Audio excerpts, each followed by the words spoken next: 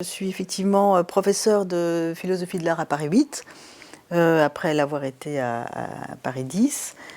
Par ailleurs, effectivement, maintenant, je travaille comme analyste. Et voilà, et ensuite, j'écris des livres depuis maintenant un certain nombre d'années. Voilà, avec finalement une élaboration transdisciplinaire de l'esthétique à l'anthropologie, en passant par effectivement l'art contemporain. Voilà.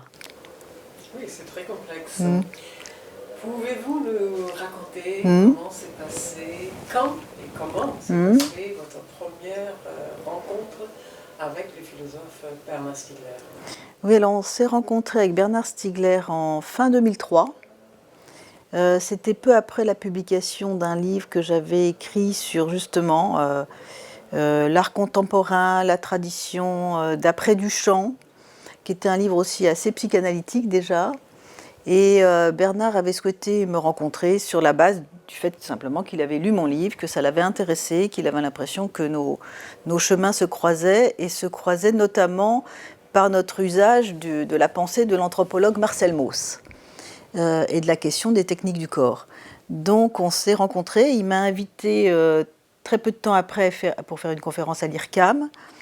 Et c'est un peu sur la base de cette rencontre, et une rencontre à la fois très chaleureuse et très intéressante, pour moi en tout cas, qui m'a proposé de travailler à ce projet d'Ars Industrialis. Voilà. Comment il vous l'a présenté, ce projet Ars Industrialis? Alors, c'était, dès le départ, ça a été l'idée que nous partagions, parce qu'on était l'un et l'autre inscrits dans une tradition critique et post-marxiste, avec une réflexion commune sur la question de la technique, et on va dire d'une critique de la technique, mais dans un sens positif, que, au fond, pressentant l'un et l'autre un peu l'élection de Sarkozy, et en tout cas un durcissement de la situation politique en France, on s'est rejoints au fil des conversations, parce qu'on s'est vu assez souvent à cette époque-là, que c'était important de constituer alors ce que Bernard appelait une puissance publique, c'est-à-dire au fond des lieux de réflexion, d'élaboration sur la politique, mais qui seraient des lieux qui seraient au fond à la fois de dialogue intellectuel et qui seraient fondés sur la collaboration de professionnels et au fond d'intellectuels spécifiques, comme disait Michel Foucault, donc de gens comme nous qui étaient prêts à se mettre au service des professionnels pour redonner de la vie à cette puissance publique. Voilà, donc le projet était politique, il était intellectuel et il était social. Et je crois qu'on se rejoignait sur ces trois plans à ce moment-là. Est-ce qu'à ce moment-là, donc en 2006... C'était en 2004. Ouais. Vous aviez déjà lu un ou deux livres de lui? Ah oui, bien sûr, j'avais lu Bernard, notamment ses livres Épiméthée, la série des Épiméthées que j'avais trouvé excellente. J'avais lu aussi un peu ses travaux avec Derrida. Moi, j'étais pas du tout derridienne, mais évidemment, j'avais été formée par Derrida à l'école normale supérieure, donc je connaissais quand même assez bien la pensée de Jacques Derrida.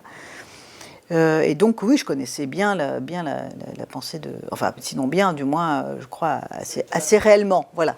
Mais c'était pas une référence pour moi, c'était plutôt un compagnon de route, en fait. C'était à la suite de ce travail, il y avait notamment le 3e tome, remarquable, une espèce de lecture de Husserl passionnant sur le temps au cinéma, qui m'avait beaucoup intéressée. Voilà, c'était un excellent livre, parce qu'effectivement, d'abord, nos objets se rejoignaient, avec le cinéma sur lequel je travaillais à l'époque. Et puis aussi, je trouvais ça tout à fait remarquable comme articulation entre philosophie de l'histoire et philosophie du temps, en fait. Voilà. Donc ça, c'était, je crois, certainement un des terrains d'entente avec Bernard. Oui. Et alors, comment ça s'est passé, ces réunions Ars Industrialis Alors, finalement, ça a pris quand même un certain temps. On a été 4 à être embarqués dans ce projet. Donc, il y avait Marc Répon, qui... collaborait finalement un peu au titre de toute sa réflexion sur l'Europe et la question internationale. Et il y avait quelqu'un dont on ne parle peut-être plus tellement, mais qui a été très important, c'était George Collins, qui était au fond, qui était le traducteur de Bernard à cette époque, et qui était un intellectuel britannique, voilà, derridien lui-même, un homme inspiré, très intéressant, et qui ensuite a, je crois, un peu disparu de la circulation sans qu'on sache les uns et les autres comment. Voilà. Mais je tiens à dire son nom parce qu'il a été très important dans cette aventure. Et les réunions, il y avait toujours naturellement l'épouse de Bernard, Caroline, qui était aussi importante, et je tiens aussi à mentionner sa présence. C'était des réunions extrêmement libres. Je dois dire qu'au ton tel qu'était Bernard, c'est-à-dire à la fois enthousiaste, chaleureux, engagé, évidemment toujours d'une très grande qualité philosophique, théorique. Et au fond, le but a été assez rapidement de savoir comment on allait s'organiser pour à la fois réfléchir ensemble, mais réfléchir tout en faisant partager le cours de notre réflexion. Et ce qui a été le point de départ de ça, ça a été le séminaire au Collège international de philosophie, dont moi-même j'avais été directeur de programme de 1995 à 2001. Et à ce moment-là, on a créé ce séminaire qu'on appelait « Trouver de nouvelles armes », qui a duré, je pense, ça devait être 2005-2006, 2006-2007, qui était un séminaire passionnant. Il y avait énormément de gens. Et il y avait vraiment une réflexion sur, au fond, comment on peut, voilà, au fond, quels sont les outils de lutte aujourd'hui, quels sont les outils intellectuels de lutte, quels sont véritablement les terrains actuels de la critique, et qui tentaient, au fond, qui était un peu un remaniement quand même de la théorie critique sur des bases très contemporaines. Et je crois que là, c'était aussi un point de jonction avec Bernard, c'était le fait qu'on était l'un et l'autre très en prise avec des milieux professionnels, même si ce n'étaient pas les mêmes. Moi, l'art contemporain, lui, les médias, qu'on s'intéressait beaucoup aux questions d'éducation et également médicales, déjà, et qu'on s'intéressait beaucoup à la question du soin et de l'enfance. L'enfance, le soin, voilà. De telle sorte que dans notre public, on avait des gens très différents, à la fois des artistes et des professionnels du soin, des journalistes. Enfin, ça, c'était vraiment très, très passionnant. Voilà, donc ça a été, le début, ça a été ce séminaire. Disons, le second point d'accroche, ça a été la colline, d'une part, et le centre Pompidou, d'autre part, puisque Bernard avait été nommé directeur de ce qu'on appelait à l'époque, je ne sais pas si ça s'appelle encore comme ça, le développement culturel au centre. Donc, c'est un département du centre qui s'occupe un peu de la diffusion de la culture contemporaine auprès des publics.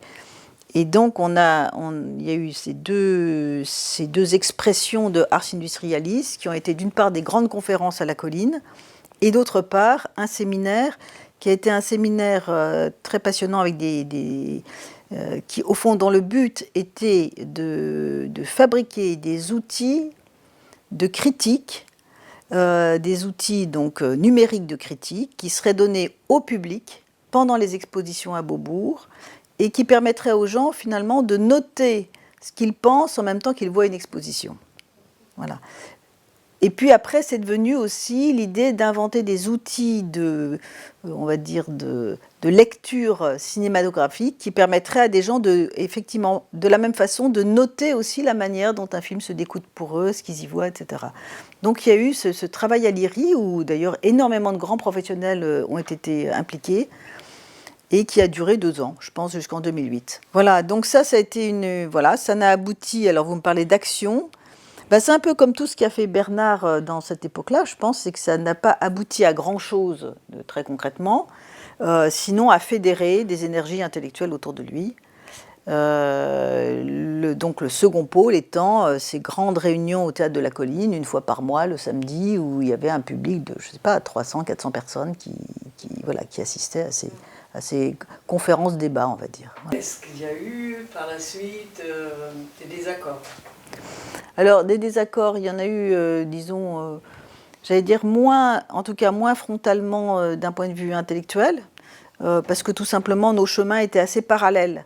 Et donc il n'y avait pas véritablement, on va dire, de lieu de confrontation directe avec Bernard. On était vraiment inscrits dans les mêmes traditions, c'est-à-dire l'anthropologie française, la philosophie critique, l'importance de l'esthétique. Bon, évidemment, en amont, la pensée de Walter Benjamin, pour l'un et pour l'autre, puisque j'ai fait moi-même mon premier livre sur Benjamin. Donc tout ça, c'était plutôt des terrains communs. Mais on n'a jamais eu vraiment les mêmes objets avec Bernard, mis à part sans doute une lecture du capitalisme contemporain, où là on était absolument, je crois, sur la même longueur d'onde.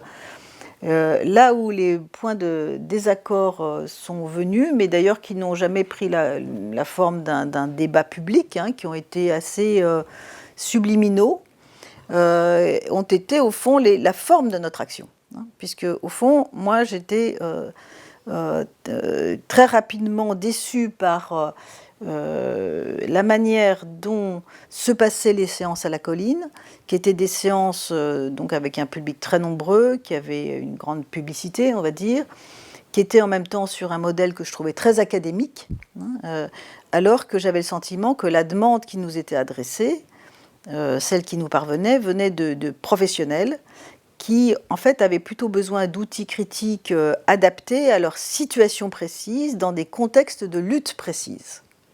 Et moi, ce qui m'intéressait, ce que j'ai proposé à Bernard à ce moment-là, en lui disant, au fond, la colline, moi, ça ne m'intéresse pas tellement d'aller faire encore des conférences, etc. Bon, il y a assez de conférences comme ça.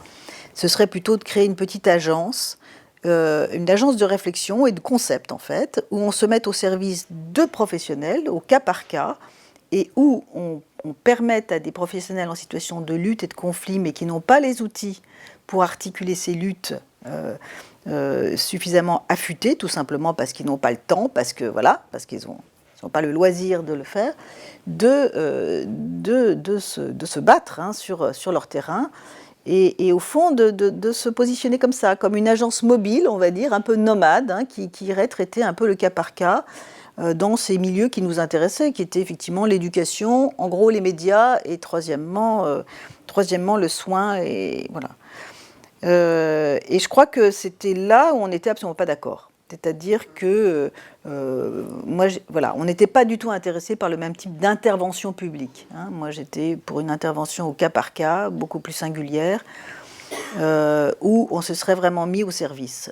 Lui était plutôt pour des interventions assez, on va dire, magistrales, où on allait diffuser une pensée qui me semblait encore, disons, immature. Hein, voilà. Et c'est un peu sur la base de ce différend, qui d'ailleurs s'est exprimé, je crois, assez simplement entre nous, et sans aucune espèce d'acrimonie. Hein. Je crois qu'on était vraiment trop différents, hein, sur le plan, comme type d'intellectuel, que voilà, moi j'ai cessé de faire partie de Ars Industrialis. Il n'y a pas eu de démission, hein, il n'y a rien eu de très officiel. Je suis partie par ailleurs vivre en Allemagne à cette époque-là, puisque j'avais une bourse d'écriture. Voilà, alors sans doute que j'ai été très déçue de voir que, par ailleurs, toutes les interventions que j'ai pu faire dans le cadre d'Ars Industrialis n'ont jamais été mises sur le site d'Ars Industrialis, ce qui m'a semblé quand même être une forme de démenti, hein, ou de désaveu de ce que j'avais pu représenter dans ce mouvement. Voilà. Parce que vous avez des idées trop différentes ou... Moi, je crois que Bernard était un homme absolument charmant, hein, charmant. Voilà, c'était un homme avec le machisme inhérent à à ce simple fait, que effectivement, en tant que femme, d'une part, il pensait bien pouvoir exploiter mon travail sans avoir à le publier, au fond. Mais tout ça était, on va dire, tout ça faisait un peu partie du jeu, on va dire, structurellement parlant. Hein.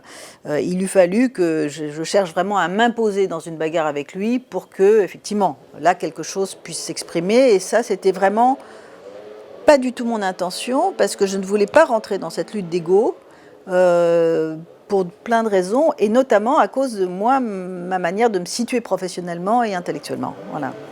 Donc je me suis retirée, tout simplement. Votre proposition pour faire genre logiciel qui correspond à l'implication des spectateurs ou des lecteurs, spectateurs dans le cas du musée et lecteurs dans le cas des livres.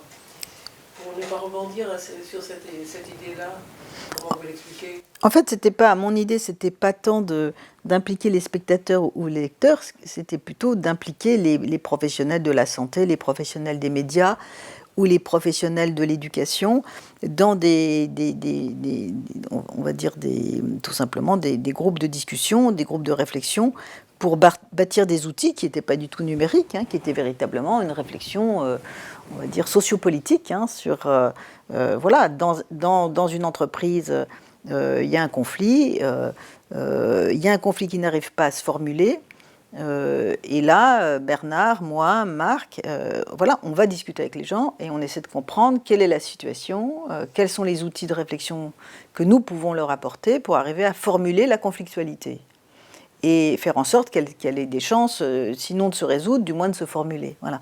C'était un peu ça mon idée. C'était vraiment une intervention sociale ponctuelle qui aurait articulé plus finement, disons, ce qu'on avait, je crois, de commun comme souhait, c'est-à-dire d'arriver à faire en sorte que les intellectuels comme nous puissent parler de façon compétente avec des professionnels et que les professionnels puissent, au fond, finalement aussi affûter leur expertise, quoi. C'était un peu cette idée.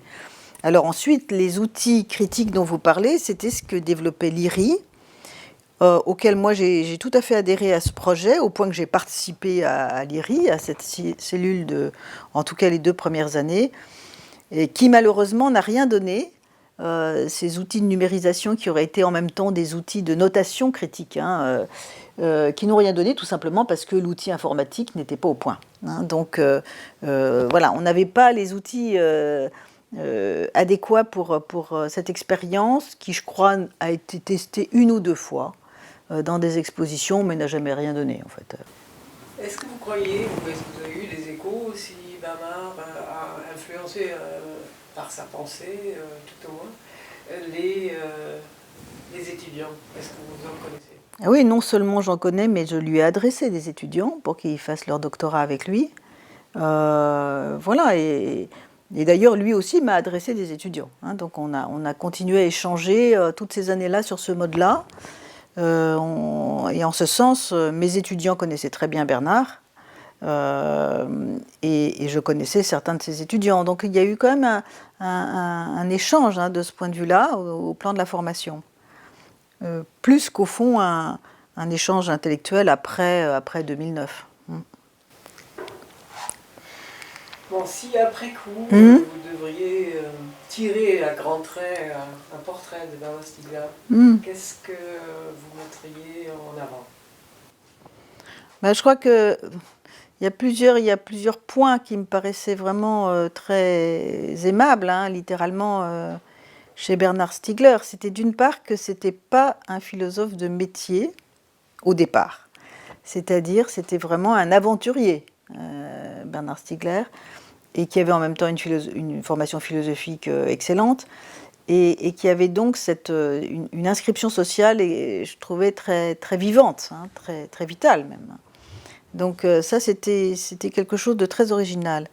D'autre part, il me semble qu'il a développé, en tout cas pour les premiers livres, il a développé des outils critiques qui étaient tout à fait pertinents et qui étaient très adaptés à la situation on va dire, d'accélération du néolibéralisme, comme on dit aujourd'hui, enfin pour aller vite. Et en ce sens, on peut dire que sa pensée, d'ailleurs on le voit bien, il est cité, et sa pensée a contribué aussi à la diffusion de pensées mal connues comme celle à l'époque de Simondon. Il a été un des grands transmetteurs de Simondon.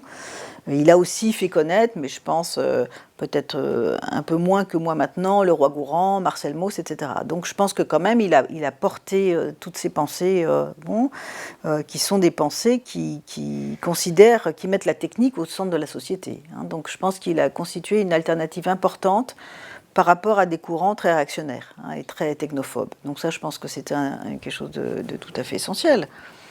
Voilà, donc je pense que, ne serait-ce que par ces 2 dimensions, Bernard a joué un rôle tout à fait important dans l'actualité philosophique des années, en gros, de 2005 à sa mort. Voilà. Ensuite, on peut regretter que malgré toutes ces avancées très contemporaine, il soit resté au fond un peu la victime d'un modèle on va dire, d'une figure du philosophe mâle, français, qui s'est peut-être retourné contre lui, avec cette fonction un peu missionnaire qui s'était donnée, presque prophétique d'ailleurs, qui s'est, à mon avis, retourné contre lui. Il s'était mis dans une position de lutter un peu vainement contre une situation qui le dépassait complètement. Quand est-ce que vous l'avez rencontré la dernière fois? Écoutez, on avait déjeuné ensemble, c'était en 2018, si je me souviens bien. où il m'avait demandé de faire partie du nouveau conseil d'administration de ce qui allait être la suite dans son esprit plus ou moins de Ars Industrialis.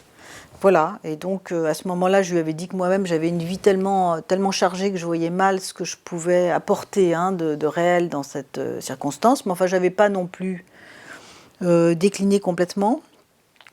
Voilà, donc on avait envisagé l'un et l'autre cette situation politique internationale qu'on estimait l'un comme l'autre assez désespérante, je dois dire. Ça avait été une conversation très mélancolique. Oui, faisant le saut à sa disparition, inattendue, comment vous l'avez reçu quelle réaction avez-vous ou quelle interprétation? Oui, ben, la réaction, grande tristesse. Grande tristesse d'abord que au fond le débat n'ait pas eu lieu entre nous, ni vraiment privément, ni vraiment publiquement. Et ça, j'ai regretté. Et puis, en même temps, tristesse parce que c'était quelqu'un d'une qualité exceptionnelle, humainement, indépendamment d'un narcissisme assez fou. Mais il avait une ouverture et une chaleur assez peu communes. Et enfin, pas du tout surprise. Pas du tout surprise. Non, il m'avait beaucoup confié sa très grande mélancolie. C'était quelqu'un qui luttait pied à pied contre une mélancolie, je crois, très ancienne. Donc moi, j'étais pas du tout surprise, en fait, de son décès. Quand même, il donnait dans ses conférences, plus ou moins, et dans son rapport avec les autres qui le suivaient, parce qu'il avait quand même beaucoup de suiveurs. Oui, bien sûr, ouais. Il donnait l'impression d'être un battant. Oui, mais quand on l'avait comme ça vu, ne serait-ce que physiquement, sur 20 ans, ce qui était manifeste, c'est qu'il souffrait énormément. Enfin, c'est peut-être aussi parce que je suis un peu disons, quelqu'un qui travaille beaucoup contre la souffrance psychique. Pour moi, c'était manifeste que dans les dernières années, il souffrait, manifestement, il avait l'air très atteint. Et d'ailleurs, dans cette dernière conversation, il m'avait confié à quel point il était moralement atteint par la situation du monde. Voilà, ce que je souhaite simplement que reste de cet entretien, de cet échange, c'est quand même toute la sympathie que j'avais pour Bernard, indépendamment du différent, indépendamment de mon féminisme, etc. Je crois qu'il a vraiment fait... Voilà, il a eu une aventure de vie assez magnifique.